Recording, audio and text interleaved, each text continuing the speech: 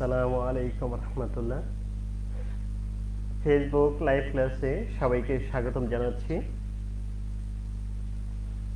আজকে আমাদের একেবারেই শেষ ক্লাস, অর্থাৎ 18 নম্বর ক্লাস।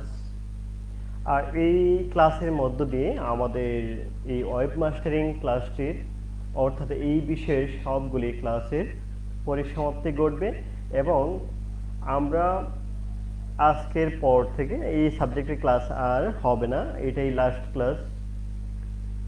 এটি কম্পিউটার ডিপার্টমেন্টের ষষ্ঠ পর্বের একটি বিষয়, যার কোড হচ্ছে 66667। আর শিক্ষার্থীদের কাছে আমার একটি আবদার থাকবে, সেটি হচ্ছে তোমরা প্রিভিয়াস যতগুলি ক্লাস করেছো এবং আজকের ক্লাস, সবগুলি ক্লাস আশা করি অত্যন্ত মনোযোগ দিয়ে করেছো। আর আমি সাথে আছি তোমাদের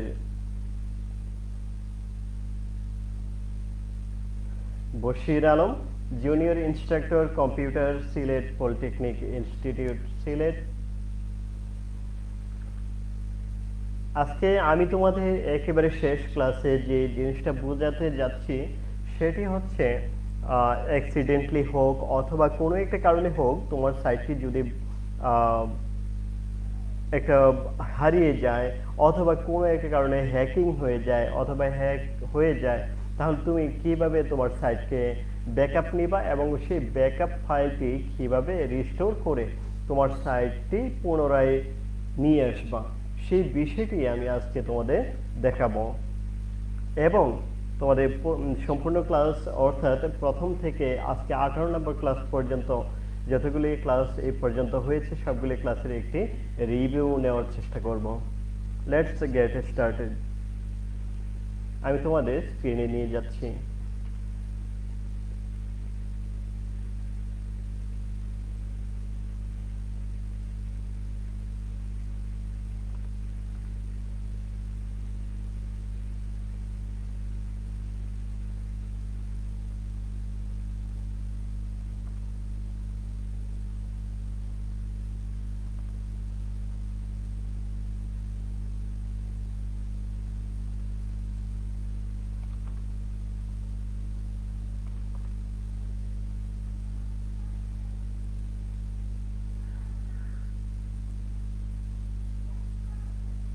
এখন দেখো, এই যে এখানে ড্যাশবোর্ড, অর্থাৎ গত পর্বে আমি তোমাদেরকে যে পর্যন্ত দেখেছি সেটি হচ্ছে এই পর্যন্ত। দেখো, গত পর্বে আমরা এরকম একটি সাইট তৈরি করেছিলাম। এবার আজকে আমাদের কাজ হচ্ছে এই যে এই সাইটটি তৈরি করলাম, এই সাইটের একটি ব্যাকআপ নিয়ে রাখবো আজকে। দেখো, এই সাইটের ব্যাকআপ নেওয়ার জন্য আমি যেটা করব যে এই সাইটের ড্যাশবোর্ডে প্রবেশ করব। তো ড্যাশবোর্ডে আসার পর আমরা দেখতে পারতেছি যে আমাদের সামনে এই হচ্ছে আমাদের সাইটের ড্যাশবোর্ড এবং আমরা সেখান থেকে একটি প্লাগইনে যাব, প্লাগইন একটি ইনস্টল দিব, অ্যাড নিউ প্লাগইন। এবার প্লাগইনে গিয়ে আমরা সার্চ দিব এবং সবচেয়ে জনপ্রিয় যে প্লাগইন সেটি আমরা ইনস্টল দেওয়ার চেষ্টা করব।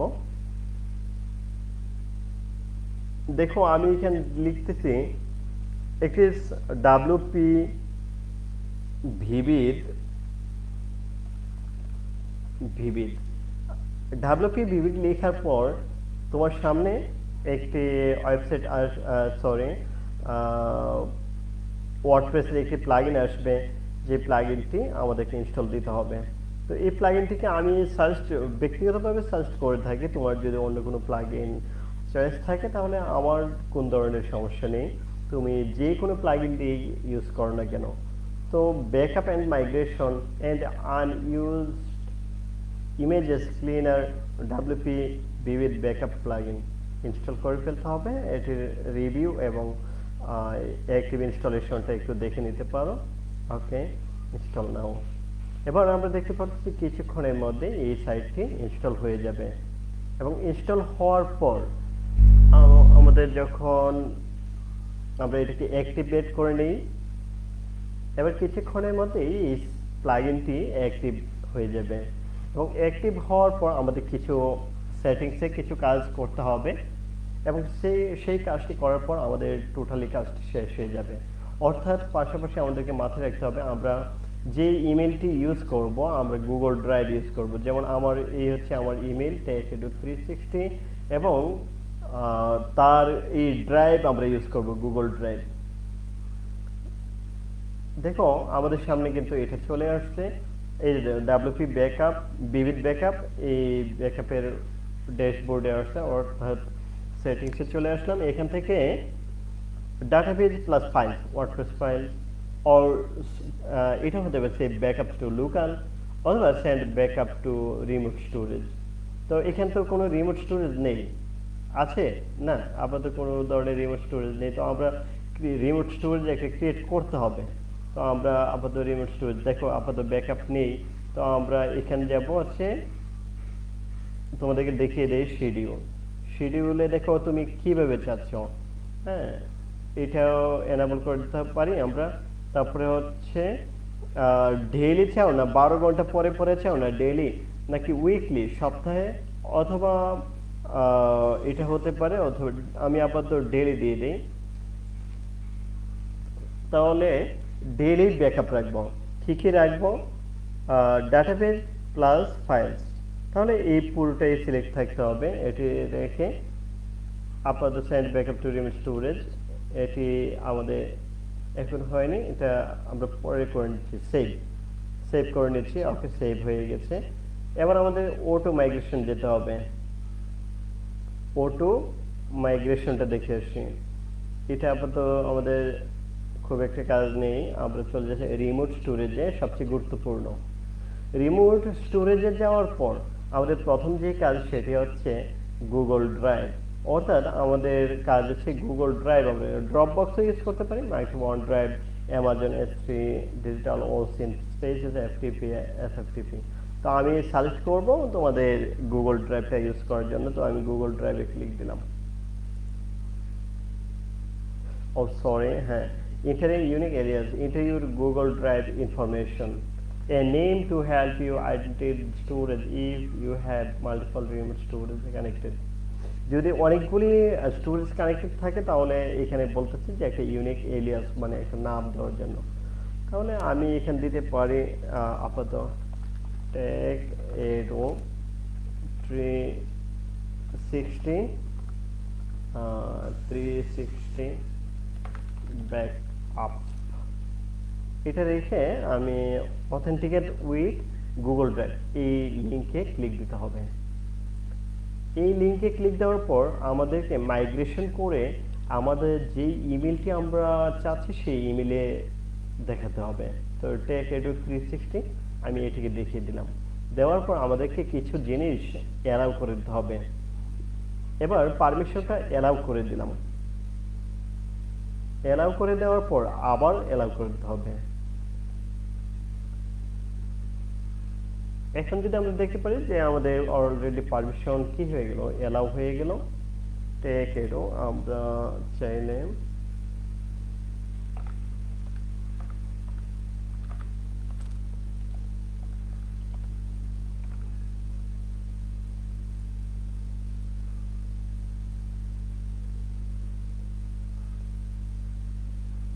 আমার মনে হয় যে আমরা সাকসেসফুলি করে ফেলতে পারছি। এবার যদি আমরা দেখি রিমোট স্টোরেজ, হ্যাঁ একটু নিচের দিকে তাকালে আমরা দেখতে পারবো যে remote storage Ilias tech360 backup নামে একটি ফাইল অলরেডি আমাদের ইমেলে ক্রিয়েট হয়ে গিয়েছে গুগল ড্রাইভে। আমরা যদি এখন সেটিংসে যাই, সেটিংসে যাওয়ার পর আমরা দেখতে পাচ্ছি যে এই জিনিসগুলি অপশনগুলি আছে। এখানে আমাদের খুব একটা বেশি কাজ নেই। এবার আমাদের একদিন সময় দিতে হবে এটি ব্যাকআপের জন্য, যেহেতু একদিন পর পর আমরা সিলেক্ট করেছি। আমি আমার ইমেলে এই দেখো গুগল ড্রাইভে এখন প্রবেশ করব। গুগল ড্রাইভে প্রবেশ করার পর দেখতে পারবো যে আমাদের যে ইউনিক যে নামটি আমরা সিলেক্ট করছি সেটি আমাদের সামনে দেখাবে।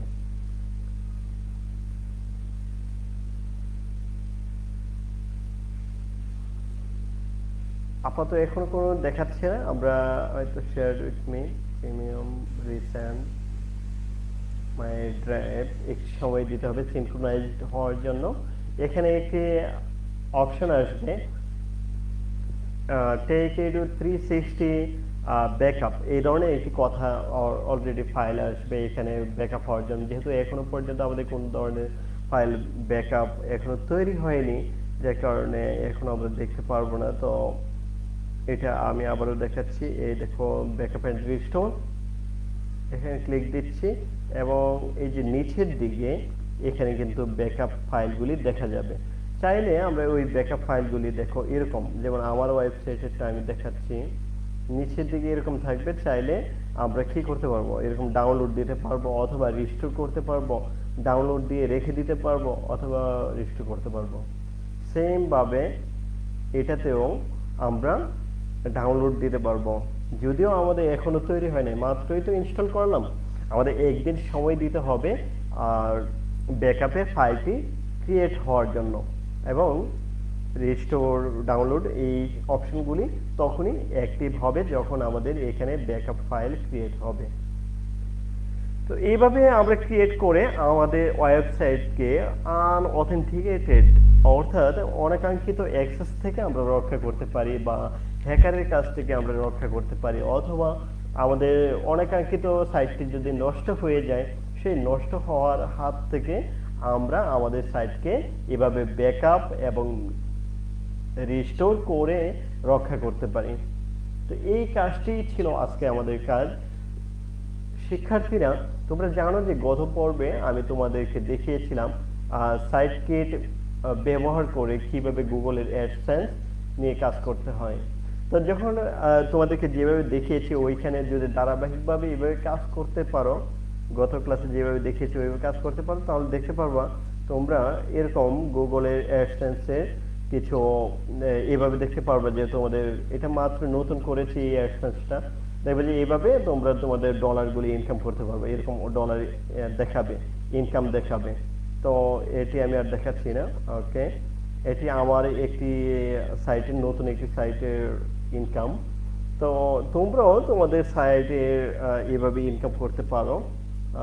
আশা করি যে তোমাদের খুবই উপকারে আসবে। গুগল সাইট কিটটা অবশ্যই মানে খুবই ভালো একটি প্লাগইন ফর ওয়ার্ডপ্রেস। এই প্লাগইনটি ইউজ করে খুব সহজেই গুগল অ্যাডসেন্স নিয়ে কাজ করা যায় এবং $100 হলেই তুমি কিন্তু উইথড্র করে ফেলতে পারতেছো। তো আজকে এই পর্যন্তই ছিল মূলত ক্লাস। বাকি ক্লাসগুলি ছিল হচ্ছে পুরো কোর্সের একটা ওভারভিউ। তো আমি প্রথমে তোমাদেরকে যেটা বলবো সেটি হচ্ছে, আমি শুরু থেকে কিছু কথা বলে যাচ্ছি, এখন বলবো আর কি। সেটি হচ্ছে, মনে করো তুমি নতুন একটি ওয়েবসাইট করবা, তাহলে প্রথমে তোমাকে চিন্তা করতে হবে নাম নিয়ে এবং হোস্টিং নিয়ে। তো সেই জন্য তোমার বিশ্বের অনেক নামি দামি হোস্টিং কোম্পানি আছে, তার মধ্যে যেমন হচ্ছে best hosting provider in the world. তাহলে এইখান থেকে তুমি দেখতে পারবে যে বেস্ট নাম আসবে, অনেকগুলি নাম আসবে, Bluehost, DreamHost, HostGator. তা আমি এখান থেকে বলতে পারি যে তোমাদেরকে যে কোনো একটা সাজেস্ট মানে তোমরা চয়েস করতে পারো। তো দাম বা প্রাইসের দিক থেকে তোমরা একটু চয়েস করে নিবা যে কোনটা চয়েস করবা। আর নামের ব্যাপারে তোমাদেরকে যেটা বলেছিলাম যে নাম সবসময়, যেমন নেম namecheck.com নামে একটি ওয়েবসাইট আছে, সেই ওয়েবসাইটে গিয়ে তোমাদের কাঙ্ক্ষিত নামটি এখানে পেস্ট করবা, যাই দেও না কেন। যেমন হচ্ছে আমি দিলাম, মনে করো এডুকেশন ইজ মাই লাইফ, ধরো এরকম একটা নাম দিলাম। এবার আমি সার্চ দিলাম, কিছুক্ষণ অপেক্ষা করি, অপেক্ষা করার পর দেখতে পারবো যে education-is-my-life.com হয়ে গেছে। অর্থাৎ এই নামে আমি ডোমেইন কিনতে পারবো না, কেন এই নামে কেনা হয়ে গেছে। যেগুলি সবুজ এগুলি বাকি আছে, আর যেগুলি কালো সেগুলি কিন্তু বাকি নেই। অর্থাৎ ফেসবুকেও এই নাম তুমি খুঁজে পাবা না, অর্থাৎ facebook.com এর পরে এই education-is-my-life এই নামটি তুমি খুঁজে পাবা না। ইউটিউবে আবার পাবা, এটা একটা অপরচুনিটি, ইউটিউবে তুমি কিন্তু পাচ্ছ। আবার .net education-is-my-life.net এই নামে ওয়েবসাইটে তৈরি করতে পারবে না, বাকিগুলি পারবে। তা আমরা আরেকটু দেই 360। এখন আমরা যদি দেই তাহলে কিন্তু আমার মনে হয় যে পেয়ে যাব, কারণ যে কোনটা এত বড় নামে কেউ নেওয়ার কথা না। এরকম এখান থেকে খুঁজতে হবে আর কি। এই তো হোস্টিং কোম্পানির মধ্যে আমি যেটা সাজেস্ট করব সেটি হচ্ছে হোস্টগেটর। এই হোস্টিং কোম্পানিটা আমার জানা মতে আমি সাজেস্ট করছি যে এইটা থেকে তোমরা নিতে পারো। অনেক ভালো একটি কোম্পানি, সারা পৃথিবীতে এর অনেক সুনাম আছে। এছাড়াও যদি চাও যে আরেকটু চিপ রেটে নিতে, তাহলে নেম চিপ নিতে পারো, namecheap.com। এদের সার্ভিস অনেক ভালো, কারণ আমি এদের সার্ভিস ইউজ করি, যার কারণে আমি এদের সার্ভিস নিয়ে একেবারেই 100% স্যাটিসফাইড। যখনই আমার কোন ধরনের ফল্ট হয়, যত বড় ধরনের সমস্যাই হোক না কেন, তারা আপ্রাণ চেষ্টা করে সেটা সমাধান করে দিবেই দিবে। হ্যাঁ, যত রাত্রে একেবারে মুহূর্তের মধ্যে তাদের রেসপন্স খুবই ভালো। এই দুইটা কোম্পানি। এছাড়াও তুমি যে আরো চিপ রেটে খুঁজতে চাও, তাহলে আরো অনেক কোম্পানি আছে যেগুলি তোমার হোস্টিংগার হতে পারে। আমার জানা মতে এটি অনেক চিপ রেটে দিয়ে থাকে আমার জানা মতে। এছাড়া তুমি খুঁজে ইন্টারনেটে খুঁজে তারপরে তুমি তোমার সার্ভিসটা নিয়ে নিবা। ওকে, এবার এইভাবে যখন তুমি কিনে ফেলবা, একটা হোস্টিং নিবা, তারপরে নেম এবং হোস্টিং দুইটা নেওয়ার পর তোমার প্রাথমিক কাজ হচ্ছে তোমার কোম্পানিতে, অর্থাৎ তুমি যে কোম্পানি থেকে নিচ্ছ সেই কোম্পানিতে প্রবেশ করা। কোম্পানিতে প্রবেশ করার পর তুমি সেখান থেকে কন্ট্রোল প্যানেলে প্রবেশ করা। এবার কন্ট্রোল প্যানেলে প্রবেশ করার পর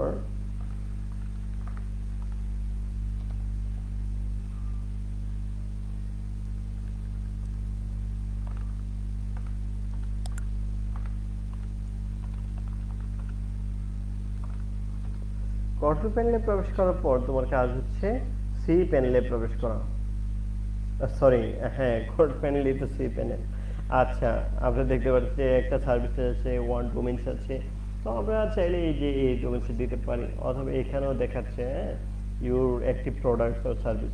তো তুমি যে কোম্পানি থেকে নিবা না কেন, সেই কোম্পানির সাইটে প্রবেশ করার পর তুমি তার সার্ভিসে প্রবেশ করলে তোমার প্রয়োজনীয় যে ইন্টারফেস সেগুলি তোমার সামনে দেখাবে, এবং সেখান থেকে তুমি চয়েস করতে পারবে যে তুমি কি করবা।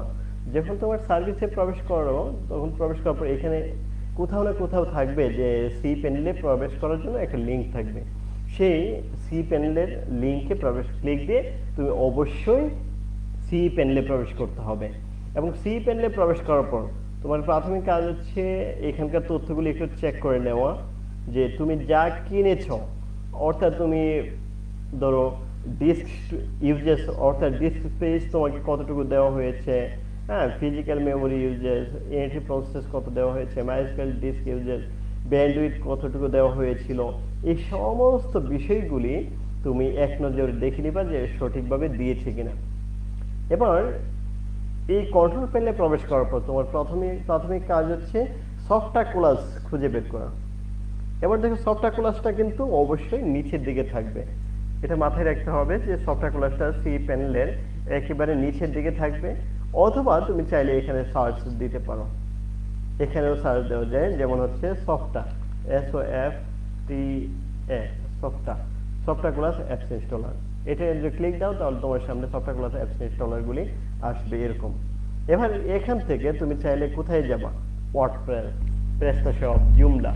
তো আমি সাজেস্ট করব এই ওয়ার্ডপ্রেসে প্রবেশ করার জন্য। ওয়ার্ডপ্রেসে প্রবেশ করার পর তোমার প্রথম কাজ হচ্ছে আগে থেকে কোনো একটা সাইট আছে কিনা। যেমন এই সাইটটি কিন্তু এখন আমার রানিং, অর্থাৎ অগাস্টের 17 তারিখে আমি এটি ইনস্টল করেছিলাম ওয়ার্ডপ্রেসটি পুনরায়। তুমি চাইলে আগের গুলি যদি না রেখে নতুনভাবে কাজ করতে চাও, তাহলে এটি সিলেক্ট করবা, করে তারপরে রিমুভ কমপ্লিটলি, অর্থাৎ একেবারে সম্পূর্ণরূপে কমপ্লিটলি এটা সিলেক্ট করে এই গোতে ক্লিক দিবা, তাহলে দেখবে তোমার এই সাইটটি এখন আর থাকবে না। অর্থাৎ আমরা কিন্তু আমাদের এখন ওয়েবসাইটে প্রবেশ করতে পারতেছি, বা এই যে দেখতে পারতেছি এই হচ্ছে আমাদের ওয়েবসাইট। এই ওয়েবসাইটটি কিন্তু এখন আছে, কিন্তু আমি যদি এই যে এখান থেকে এই সাইটটিকে রিমুভ কমপ্লিটলি লিখে গোতে দেই, তাহলে একেবারে রিমুভ হয়ে যাবে, এই সাইটটি আর থাকবে না। এবার ইনস্টল যদি দেই, রিমুভ করে আমি যদি ইনস্টল দেই ইনস্টল নামে, তাহলে আমার সামনে কিছু ফিচার আসে যা আমরা বারবার দেখেছি, সেই ফিচারগুলি অনুযায়ী আমরা কাজ করে যাব। এবার ওয়ার্ডপ্রেস ইনস্টল হওয়ার পর তোমার সামনে এরকম ইন্টারফেস আসবে।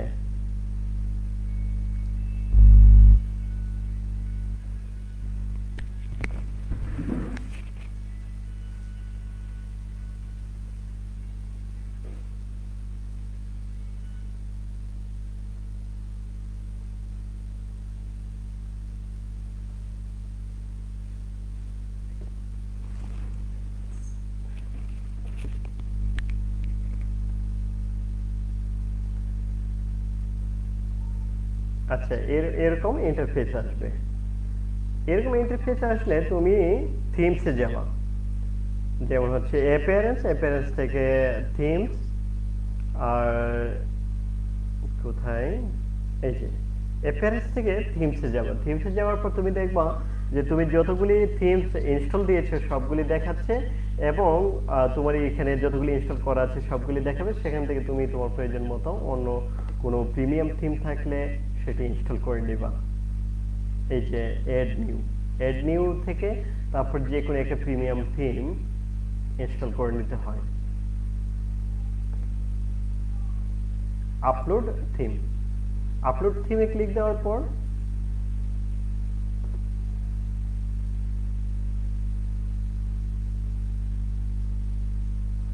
এখানে তুমি চুজ ফাইলটি দেখিয়ে দিবা যে থিমটি ইনস্টল করতে চাও, এবং সেইভাবে আপলোডে ক্লিক দিলে অটোমেটিক্যালি ইনস্টল হয়ে যাবে, এবং তুমি তোমার প্রয়োজনীয় কাজগুলি এই ড্যাশবোর্ড থেকে করে ফেলতে পারতেছো। তো এই হচ্ছে তোমার একটা প্রিলিমিনারি বা প্রাইমারি স্টেজে একটা ওয়েবসাইট কিভাবে লঞ্চ করতে হয় সেই বিষয়টি। এছাড়াও আপাতত আর তেমন কোনো কাজ নেই। একটা ওয়েবসাইট লঞ্চ করা, ওয়ার্ডপ্রেসের মাধ্যমে একটা ওয়েবসাইট লঞ্চ করা খুবই সহজ, এবং খুব বেশি একটা সময়ও নেয় না। তো আজকে ছিল এই পর্যন্তই। আজকের ক্লাস নিয়ে তোমাদের কোনো প্রশ্ন থাকলে, অথবা এই পর্যন্ত যতগুলি ক্লাস হয়েছে সবগুলি ক্লাস নিয়ে কোনো প্রশ্ন থাকলে প্রশ্ন করতে পারো। আমার ইমেল আছে, ইমেলও জানাতে পারো। আর আমার যেটা সাজেস্ট থাকবে, তোমরা অবশ্যই বাড়িতে বা বাসায় যে যেখানেই থাকো না কেন, এই কাজগুলি বা ক্লাসগুলি অবশ্যই ধারাবাহিকভাবে করা, এবং কোন ধরনের ফল্টে পড়লে সেটা প্রথমে গুগলে যাওয়া, গুগল যদি সাহায্য করতে না পারে তাহলে ইউটিউবের সাহায্য নেওয়া, এবং সেই অনুযায়ী তোমার সামনের দিকে এগিয়ে চলা। তারপরে যদি বুঝতে অসুবিধা হয় তাহলে কোনো না কোনো এক্সপার্টের শরণাপন্ন হওয়া। এবং এক্সপার্ট হতে পারে তোমার কোনো শিক্ষক, গাইড শিক্ষক, অথবা তোমার ক্লাসের শিক্ষক, অথবা ক্লাসের বাইরে কোনো বড় ভাই, যে কেউ হতে পারে। ঠিক আছে, ইন্টারনেটের দুনিয়ায় আসলে তোমার শেখার জন্য কোনো কিছুই বাধা হয়ে দাঁড়াবে না, শুধু তোমার কাছে ইন্টারনেট এবং কম্পিউটার থাকলেই যথেষ্ট। তো আজকে এই পর্যন্তই। আজকে তোমাদের যে বাড়ির কাজ, সাইট ব্যাকআপ রিলেটেড যত ওয়ার্কস আছে সেগুলি করা, এবং এই পর্যন্ত তুমি একটি ওয়েবসাইট বানাতে পেরেছো কিনা সেটিও তোমার জন্য একটি বাড়ির কাজ, এবং যথাযথভাবে সেই ওয়েবসাইট তৈরি করার পর রক্ষণাবেক্ষণ করার সহ যাবতীয় কাজ করাটাই হচ্ছে তোমার বাড়ির কাজ। তো এই পর্যন্ত হচ্ছে ক্লাস। সবাইকে অসংখ্য ধন্যবাদ। এই পর্যন্ত যতগুলি ক্লাস হয়েছে, আসলে পরবর্তী ক্লাস আগামী সোমবারে হবে না, আজকেই আমার শেষ ক্লাস। এই ভিডিওটি আবার দেখতে ভিজিট করতে হবে skills.gov.bd/dt anytime anywhere। আজকে পর থেকে তোমাদের সাথে আর কথা হচ্ছে না, দেখা হচ্ছে না। সেই পর্যন্ত সবার সুস্বাস্থ্য ও দীর্ঘায়ু কামনা করি, এবং আমার জন্য সবার কাছে দোয়া চাচ্ছি। আমার এই ক্লাসটি তোমাদের কেমন লেগেছে সেটি জানাতে ভুলবে না, আর আমার জন্য দোয়া করবে, তোমাদের জন্য দোয়া করি। হ্যাঁ, তোমাদেরকে যেন আল্লাহ তাআলা সুস্থ রাখেন, ভালো রাখেন, আল্লাহ হাফেজ।